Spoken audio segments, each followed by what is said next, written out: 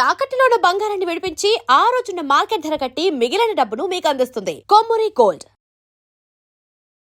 నమస్తే, నేను ముఖేష్.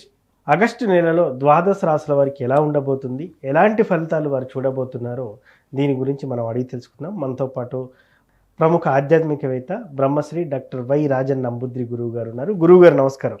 నమస్కారం. వృశ్చిక రాశి వారికి ఆగస్టు నెలలో ఎలా ఉండబోతుంది అంటారు? వృశ్చిక రాశి వారికి లాభము 4, నష్టం 3, అవమానము 3 ఇక్కడ కనపడుతుంది అని సరి సమానంగా ఉండడం కాబట్టి సో ముఖ్యంగా వీళ్ళకి ఏంటంటే ఆరోగ్యపరమైనటువంటి విషయాల్లో కొద్ది జాగ్రత్త వహించాలి.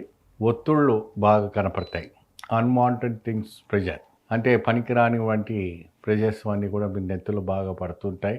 సో మీకు అవన్నీ కూడా ప్రెషర్స్ తొలగించుకోవాలి. ఎక్కువగా మీరు ఆ ప్రెషర్ నుంచి బయటపడడానికి చాలా అవకాశం కనపడుతుంటాయి.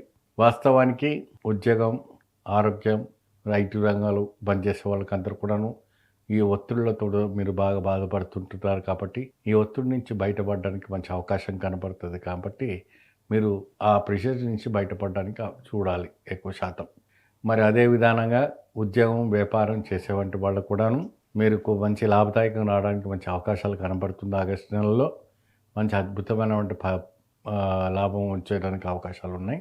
చాలా మంచి దీర్ఘంగా ఉండడానికి అవకాశాలు ఉన్నాయి.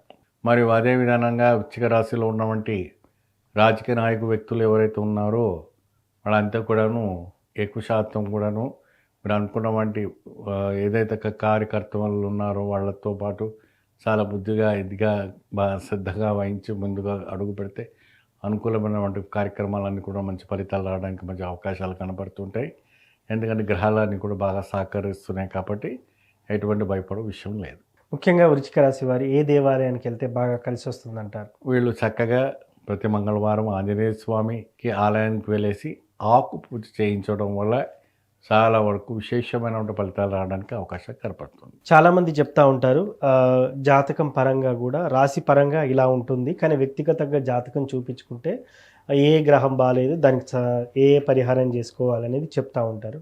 ముఖ్యంగా వ్యక్తిగత జాతకం అనేది ఎందుకు ఇంపార్టెంట్, అదేవిధంగా ఈ రాశి వారు చేసుకోవాల్సిన పరిహారాలు ఏంటంటారు? ప్రతి రాశి వాళ్ళు కూడా ప్రత్యేకమైనటువంటి కొన్ని నియమాలు, నిబంధనలు ఉంటాయి. వాళ్ళంతా కూడా ఈ రాశికి చేసుకుంటే చాలా అద్భుతమైనటువంటి ఫలితాలు రావడానికి అవకాశాలు కనపడుతూ ఉంటుంది. వీరు ప్రత్యేకమైనటువంటి ఆలయాలకు వెళ్ళేసి దీపము, ధూపము, నైవేద్యం పెట్టడం వల్ల మంచి ఫలితాలు లభిస్తుంది. ఏదైతే కూడా దాన ధర్మం చేయటం వల్ల కూడా చాలా విశేషమైనటువంటి ఫలితాలు లభిస్తాయి.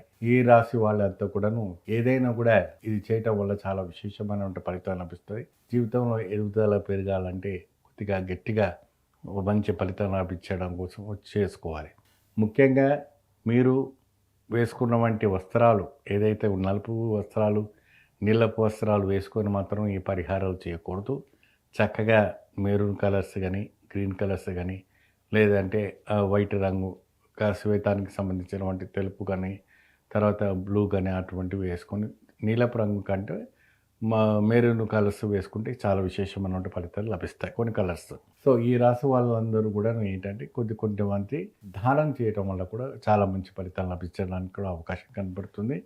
ఇతరులకు, పేదలకు కూడా అన్నదానం చేయటం వల్ల కూడా విశేషమైన ఫలితాలు రావడానికి అవకాశాలు కనబడుతుండే. ఎంత దానం చేసినా మనకి పుణ్యం లభిస్తుంది తప్ప మనకు పాపం తగలదు. ఎంతటి అన్నిటికన్నా మించినటువంటి దానం అన్నదానం చాలా శ్రేష్టకరం. ఎవరికైనా పేదవాళ్ళకి 11 మందికో 15 మందికో మంచిగా మీకు తోచినంత శక్తి తగినట్టుగా మీరు దానం చేయటం వల్ల చాలా విశేషమైన ఫలితాలు రావడానికి అవకాశాలు కనపడుతూ ఉంటుంది.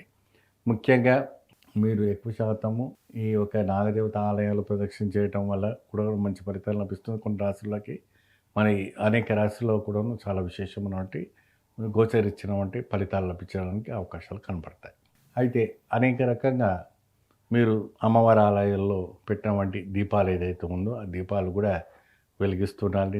రావుకాలం దీపంలో పెట్టుకోవడం వల్ల కూడా చాలా ఫలితం లభిస్తుంది.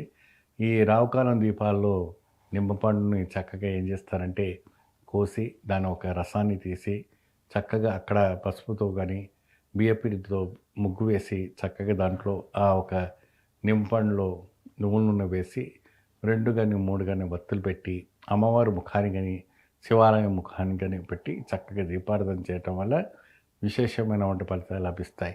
ఇది 7 వారాలు కానీ 9 వారాలు కానీ 21 వారాలు కానీ చేశారంటే మీ జీవితంలో కొత్త మార్పులు రావడానికి మంచి అవకాశాలు కనబడతాయి.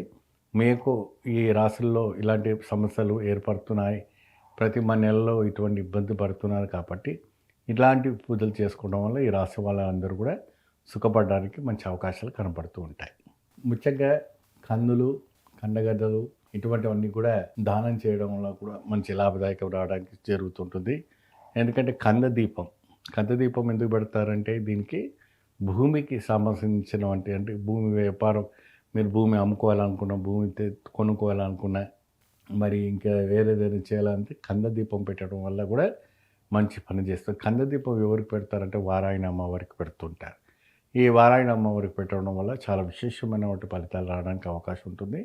దాని చుట్టూ చక్కగా పసుపు కుంకుమ పెట్టి కందని ఇది దొంతలాగా చేసి చక్కగా లోపల ఆవు నెయ్యి కానీ నువ్వుల నూనె కానీ పోసి మంచి వత్తి పెట్టి దీపాదన పెట్టుకోండి. చాలా విశేషమైనటువంటి ఫలితాలు లభిస్తుంది. ఇది ఎప్పుడెప్పుడు చేయాలంటే ప్రతి మంగళవారము, ప్రతి అమావాస్య, ప్రతి పౌర్ణమి ఇలాగ చేసుకుంటూ పోతుంటే చాలా విశేషమైనటువంటి ఫలితాలు రావడానికి అవుతుంది. సంతానం లేని వారికి సంతాన ప్రాప్తి కలుగుతుంది.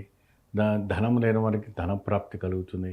ఆరోగ్యపరమైన క్షీణించిన వాళ్ళకు కూడా అటువంటి వాళ్ళకు కూడా మంచి ఆరోగ్యపరమైన యోగదాయకం రావడానికి కూడా మంచి అవకాశం కనబడుతుంది.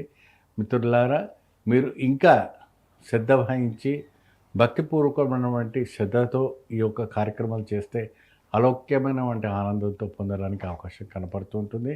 మిత్రులారా, భయపడే విషయం ఏమీ లేదు. దేవుడు ఎప్పుడు మీ వెంట ఉంటారు. భగవంతుడు ఎప్పుడు మీ తోడు ఉంటారు.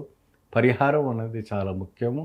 చెప్పిన విధానం వంటి పరిహారం చేసుకోవడం వల్ల అలౌక్యమైనటువంటి ఆనందంగా లభ్యం అవుతుంది.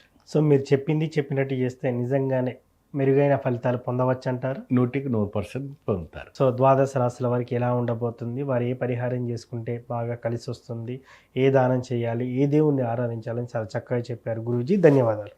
స్వస్తి.